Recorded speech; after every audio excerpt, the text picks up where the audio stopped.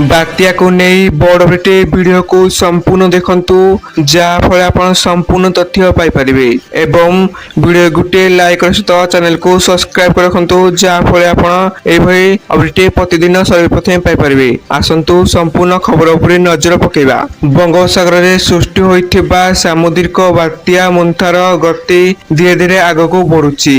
आज राति स्थलभाग छुईब बात्या मुंथा 29 तारीख भोर बात्या रूप ओडिशा दे गति करिब। कोरापुट मालकानगिरी नवरंगपुर दे गति करिब मुंथा। एही समय पवनर बेग 60 रु 70 किमी रहिबो।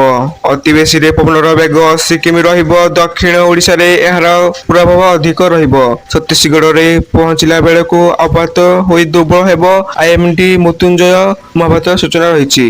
काली राति रे लैंडफॉल आसंता काली राति रे स्थलभाग छुईबो बात्या मुंथा। 29 तारीख भोर बात्या रूप ओडिशा दे गति करिबो।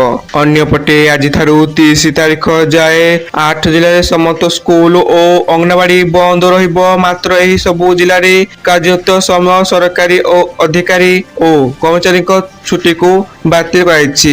एही जिल्ला गुड़िक हैला कोरापुट नवरंगपुर मालकानगिरी गंजाम गजपति रायगड़ा कंधमाल कलाहांडी एने स्वतंत्र रिलीफ कमिशन देवरंजन सिंह सूचना दैछंती। एणु वर्षा समय घर न बाहर राजस्व मंत्री सुरेश पूजारी अनुरोध करछंती। से आहुरी मध्य सूचना दैछंती बात्या मंथा आज 8 जिला हेबो प्रभावित। तेणु से सब जिला 30 तारीख जाए समस्त स्कूल अंगनवाड़ी बंद पाई निष्पत्ति होइछि। अंगनवाड़ी बंद रहिबा किंतु सुखिला खाद्य शिशुंक घर को पठा जिवो। बात्या प्रभावित 8 जिल्ला रे सबु दरकार सरकार कर्मचारी को छुट्टी बातिल। बात्या प्रभाव 60 रु 100 किमी पर्यंत होई पारे पवन। एने विभिन्न विभाग सह प्रस्तुति नै बैठक सरिछि। पंचायत रु राज्य स्तर रे प्रस्तुति सरिछि। से कोनोसी परिस्थिति सामिल मुकाबिला पाई सरकार प्रस्तुत। बात्या गति बढ़ी बढ़ी जाउछि। अपतरे गति घंटा प्रति 18 किमी बेगरे रहिछि।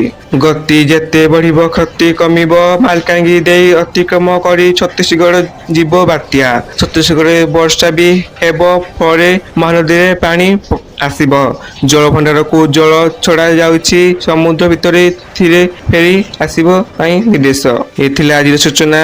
वीडियो को संपूर्ण देखथरा आपनको धन्यवाद।